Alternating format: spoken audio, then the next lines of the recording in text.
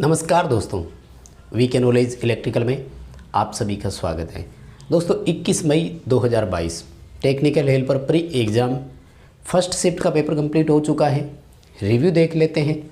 Main analysis यही रहेगा कि कौन कौन से टॉपिक ऐसे हैं जिनमें से क्वेश्चन रिपीट हुए हैं। आप उन दोनों वीडियो को पहले ज़रूर देखें जो मैंने आपको प्रीवियस 20 तारीख की दोनों शिफ्ट के दिए थे, ताकि इस वीडियो में जो मैं क्वेश्चन बता रहा हूँ आपको पता लग सके कि क्वेश्चन कितने रिपीट हुए, कैसे रिपीट हुए। कंप्लीट लास्ट तक देखना। आप एग्ज़ाम देकर आए तो हमें ज़रूर बताइए आपका पेपर कैसा हुआ। आपका पेपर होने वाला है तो इस वीडियो में जो हम स्ट्रेटजी बताएंगे उसके अनुसार तैयारी कीजिए। अभी आपके पास वक्त बहुत पड़ा है। आइए दोस्तों आज के पेपर का एनालिसिस देखते हैं। और ये पेपर है दोस्तों 21 मई 2022 फर्स्ट शिफ्ट का पेपर है। ठीक है, सबसे पहले तो रिपीट वाले ही बता दूं। मोस्ट ऑफ दी 3 से 4 टॉपिक रिपीट हो रहे हैं। एक टॉपिक है कैपेसिटर, सबसे ज़्यादा इसमें से क्वेश्चन रिपीट हो रहे हैं। अगर आपका कैपेसिटर तैयार नहीं है तो प्लीज़ उसे तैयार कीजिए। और कैपेसिटर के तैयारी में भी अगर आपको मैं बताऊं तो न्यूमेरिकल ज़्यादा आ रहे हैं। उसके टाइप्स, उसके यूजेज के बारे में बहुत कम है। कैपेसिटर के न्यूमेरिकल से रिलेटेड आ रहे हैं। दूसरा जो टॉपिक रिपीट हो रहा है दोस्तों वो है गेटों की ट्रू टेबल से। लॉजिक गेट के जो प्रकार है ना, उनकी ट्रू टेबल में से सबसे ज़्यादा रिपीट हो रहे हैं, तो आप लॉजिक गेट को तैयार कीजिए। उसके बाद में इंडक्टिव रिएक्टेंस, और उनमें से एक टॉपिक सबसे ज़्यादा रिपीट हो रहा है। एक्सेल के फॉर्मूले पर आधारित बहुत ही क्वेश्चन आ रहे हैं। तो आइए ज़रा आज के क्वेश्चनों का शुरू करते हैं। कहते हैं कि एक क्वेश्चन दिया हुआ था ट्रू टेबल, जिसमें 1 का 0 और 0 का 1 हो रहा है। ये कौन सा गेट है? तो देखो अगर इस तरह का क्वेश्चन है तो ये तो नोट गेट है। नोट गेट को इन्वर्टर गेट, व्यू उत्पन्न गेट भी हम कहते हैं। तो ये आपको इसका करना था। अच्छा, कहते हैं कि और भी, चलो पहले निष्कर्ष और बता दूं। कंपेरेटिवली क्वेश्चन पेपर प्रीवियस दोनों पेपर से भी आसान था। टेक्निकल तो बहुत आसान था। नॉन टेक में भी कह रहे हैं कि मैथ बहुत इजी आई थी। हाँ, कुछ करंट के क्वेश्चन ज़रूर आए थे तो वो थोड़े से हार्ड थे कुल मिलाकर। तो निष्कर्ष ये है कि पेपर कल वाले दोनों की कंपैरिजन में और भी ज़्यादा इजी बता रहे हैं, तो संभावना रहेगी। खैर देखो क्वेश्चन इसमें से दाएं हाथ नियम से संबंधित कोई क्वेश्चन था। ठीक है, तो देखो दायां हाथ नियम कहाँ लागू होता है, या तो ये पूछा होगा तो डीसी जनरेटर कर देना, या फिर ये पूछा होगा कि क्या ज्ञात करने के काम आता है, या ईएमएफ की दिशा ज्ञात करने के लिए कौन सा नियम काम में लेते हैं, तो फिर आपको राइट हैंड रूल करना था। अच्छा, एक सिंपल सा क्वेश्चन बता रहे हैं कि माइक्रो एम्पियर का मीन पूछा था, मतलब इसका पूरा क्या आशय करें, इस तरह से पूछा तो माइक्रो एम्पियर कर देना था, है ना। मिली एम्पियर में छोटा एम होता है। बहुत सिंपल है। अगर इस तरह का क्वेश्चन टेक्निकल में आया है तो समझ लीजिए कि आसानी था। और फ्रीक्वेंसी ज्ञात करने के लिए सूत्र पूछा। कहते हैं कि जब n आरपीएम में हो और p पोल की संख्या हो तब फ्रीक्वेंसी ज्ञात करने का सूत्र बताओ, ऐसा क्वेश्चन भी पूछा गया। और देखो ये टॉपिक तो बड़ा इंपॉर्टेंट है ही, आना ही था इसमें से, है ना। तो फिर फ्रीक्वेंसी ज्ञात करने के लिए क्या सूत्र होता है? Pn/120, है ना। अगर n आरपीएस में हो, ध्यान रखना आपके पेपर में रिपीट हो सकता है। अगर n आरपीएस चक्र प्रति सेकंड में हो तो फिर Pn/2 करना है, ध्यान रखना। उस समय Pn/120 मत करना, ठीक है। और उसके बाद में देखो फिफ्थ क्वेश्चन है परमियंस का भी उत्पन्न पूछा था। चुंबकीय सर्किट में परमियंस जो होती है ना, वो विद्युतीय सर्किट में चालकता के समान है। तो परमियंस का उल्टा जो है वो रिलक्टेंस हो जाएगा, प्रतिष्ठम्भ हो जाएगा। ठीक है, परमियंस चुंबकीय चालकता है तो रिलक्टेंस आ जाएगा जो चुंबकीय परिपथ में प्रतिबाधा डालता है। हिंदी में अगर लिखा हुआ था तो प्रतिष्ठम्भ करना था इसको। ठीक है, इसको शायद पारगम्यता लिखा होगा शायद, और ये रिलक्टेंस जो है तो प्रतिष्ठम्भ हो जाएगा। उसके बाद में देखो वही कैपेसिटर की धारिता वाला ही सवाल था। 10 वोल्ट दिया हुआ था और Q जो है वो 2 कूलाम दिया हुआ था। ठीक है, और अपन से पूछा गया कि धारिता बताइए। ये सेम क्वेश्चन कल वाले में पूछा था। देखो पूरा एकदम यही था, सिर्फ आंकड़ों का फ़र्क था, बस और कुछ नहीं है ना। तो सी बराबर क्या होगा, Q/V। 2/10 करोगे तो 0.2 फेराड हो जाएगा ना। ठीक है भाई, कुल मिलाकर टेक्निकल आसान आ रहा है, सिंपल सी बात ध्यान में रखो। उसके बाद में कह रहे हैं कि आर्मेचर के इंडक्शन मोटर का जो रोटर है वो रोटर स्लॉट तिरछे क्यों होते हैं। तो रोटर स्लॉट तिरछे क्यों होते हैं, इसके 3 मोस्टली कारण है। तो मुझे लगता है उपरोक्त सभी वाला ऑप्शन आपको करना था। 3 कारण ये है कि प्रचालन के दौरान हमिंग कम हो जाती है, मैग्नेटिक टीथ लॉकअप से बचाव, चुंबकीय लॉकअप से बचाव, यूनिफॉर्म टॉर्क जनरेट करना, स्मूथ टॉर्क देना। ऐसी लैंग्वेज बनाकर उपरोक्त सभी वाला आपको ऑप्शन करना था मुझे लगता है। और अगर उपरोक्त सभी नहीं था तो फिर आपको सावधानी रखनी थी कि कौन सा ऑप्शन आएगा। ठीक है, उसके बाद में देखो पूछा है कि मोबाइल में बैटरी कौन सी है। तो मोबाइल में जो बैटरी होती है वो लिथियम आयन बैटरी होती है, ध्यान रखना। कौन सी है, लिथियम आयन बैटरी है।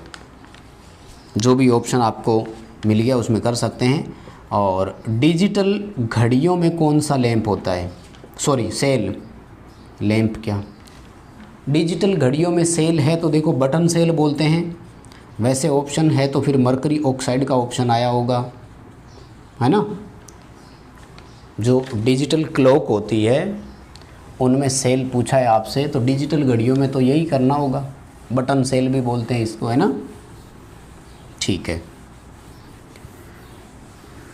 अगर आप पेपर दे के आए हैं तो ज़रूर हमें बताइए आपका पेपर ओवरऑल कैसा रहा। देखो क्वेश्चन नंबर 10वां सवाल कह रहे हैं कि प्रदीप्ति किसके समानुपाती है। ठीक है ना, क्या पूछा, प्रदीप्ति किसके समानुपाती है। तो E समानुपाती I/D² होता है। प्रदीप्ति तीव्रता के समानुपाती है और दूरी के वर्ग के व्युत्क्रमानुपाती है। जो भी आपके सामने ऑप्शन था उत्तर देख करके आपको करना था। 11वां सवाल कह रहे हैं कि XL का सूत्र पूछा केवल, बताओ इससे आसान क्या होगा, है ना। XL बराबर 2πfl होता है। याद रखना आपके पेपर में XC का भी पूछ सकते हैं, तो XC बराबर 1/2πfc होता है। ठीक है, कैपेसिटिव रिएक्टेंस का फॉर्मूला आप याद रख लीजिएगा। अब देखो सवाल पूछा कि MCB में प्रयुक्त पदार्थ कौन सा है। अब क्या ऑप्शन दिए है आपको देखना पड़ेगा। MCB में एक मैग्नेटिक कॉइल भी होती है, बाईमेटलिक स्ट्रिप भी यानी द्विधात्विक पत्ती भी होती है।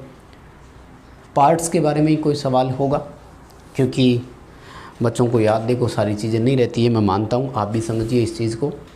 तो जितने ऑप्शन उनको याद रहते हैं वो तो ऑप्शन बताते हैं, लेकिन कुछ क्वेश्चन के ऑप्शन याद नहीं रहते तो बच्चे भी इतना ही लिख के भेज देते हैं।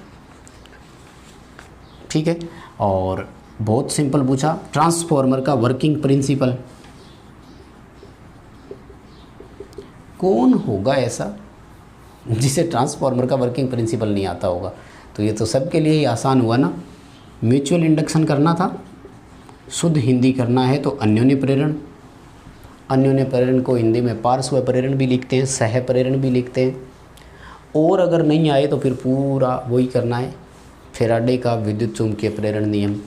बस याद रखो, कुल मिलाकर के चीज़ें वही पूछी जाती है, लैंग्वेज बदल जाती है। DC शंट जनरेटर था, टर्मिनल वोल्टेज ज्ञात करने थे। प्रेरित EMF दिया 600 वोल्ट, आर्मेचर प्रतिरोध दिया हुआ था 0.1 ओम, आर्मेचर की धारा दी हुई थी 200 एम्पियर। बताइए प्रेरित वोल्टेज का मान कितना है जब DC में शंट जनरेटर हो। देखो प्रेरित वोल्टेज ज्ञात करने के लिए क्या करना था, टर्मिनल वोल्टेज ज्ञात करने के लिए क्या करना था, प्रेरित EMF में से आर्मेचर ड्रॉप को घटा दीजिए। अपन से ये पूछा है कि बाहरी लोड के सिरों पर कितना मिलेगा, तो लोड टर्मिनल पर कितना मिलेगा, 600 में से माइनस कर दो IA इंटू RA, इसको मल्टीप्लाई करोगे तो 20 वोल्ट आएगा, है ना। तो 580 वोल्ट आपका उत्तर आना था। ऑप्शन में था क्या ये 580 था, यही करके आए हो ना। ठीक है, अच्छा XLPE केबल का पूरा नाम पूछा, तो XLPE केबल का पूरा नाम होता है क्रॉस लिंक्ड पॉलीएथिलीन केबल। ठीक है, क्या होता है पूरा नाम? Cross linked polyethylene cable. ठीक है, देखो 16वां क्वेश्चन पूछा, कौन सा स्विच ऐसा है जो सदैव ऑफ लोड पर ही प्रचालित होता है?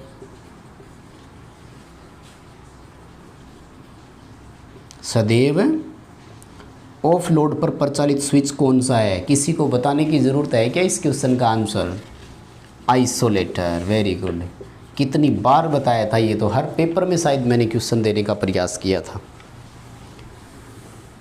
है ना। अब बात तो आप पर टिकी हुई है कि आपको कितना याद था।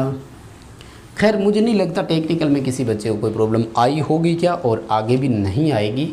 सो मैं आपसे रिक्वेस्ट करूँगा कि आप आगे अपनी तैयारी करें तो नॉन टेक पर थोड़ा और ध्यान देवें। 17वां क्वेश्चन देखो, पूछा कि स्टैंड स्टिल पर इंडक्शन मोटर की स्लिप कितनी होगी? स्टैंड स्टिल मतलब समझते हो ना, रुकी हुई अवस्था में इकाई स्लिप होती है, रोटर ब्लॉक कंडीशन बोलते हैं ना जिसको। ठीक है, स्टैंड स्टिल स्टार्टिंग पोजीशन भी बोल सकते हो। हिंदी होती है यथास्थिति, मतलब जैसे थी वैसे ही आपने स्विच ऑन किया ही है मोटर का, तो अभी चली तो नहीं है ना, तो इकाई इसका स्लिप कर देना। उसके बाद में कह रहे हैं कि सवाल पूछा कि स्पार्किंग कम करने के लिए क्या करते हैं? ठीक है, तो स्पार्किंग कम करने के लिए इंटरपोल लगाते हैं। अगर ये ऑप्शन है तो ठीक है, नहीं तो दूसरा फिर आपको वो उच्च कार्बन ब्रूसों का प्रयोग करना, ब्रूसों के सीरीज में उच्च प्रतिरोधी वायर जोड़ना। इन सब के अलावा आपको कंपनसेटिंग वाइंडिंग वाला भी उत्तर करना होता है, क्योंकि वो भी एक रिएक्टिव वोल्टेज देता है, तो वो भी उसको समाप्त करने में कहीं ना कहीं हो सकता है। पर ऑप्शन के हिसाब से चलना था। ठीक है ना, विकल्प दिया था आपको उत्तर करने का, तो विकल्प के हिसाब से ही आंसर किया करो। और आगे देखो सवाल पूछा, कह रहे हैं कि आर्मेचर प्रतिरोध का मापन कैसे करेंगे? देखो आर्मेचर प्रतिरोध जो होता है ना, वो 1 ओम या इससे भी कम होता है। तो केल्विन ब्रिज इसका उत्तर आना था, बट केल्विन ब्रिज ऑप्शन में नहीं था।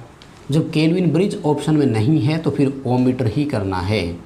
लेकिन अगर ओम मीटर ये केल्विन ब्रिज ऑप्शन में था तो फिर आपको ओम मीटर भी नहीं करना, केल्विन ब्रिज ही करना है, क्योंकि आर्मेचर प्रतिरोध 1 ओम या इससे भी कम होता है और इसके लिए जो है मोस्ट सूटेबल यही रहता है।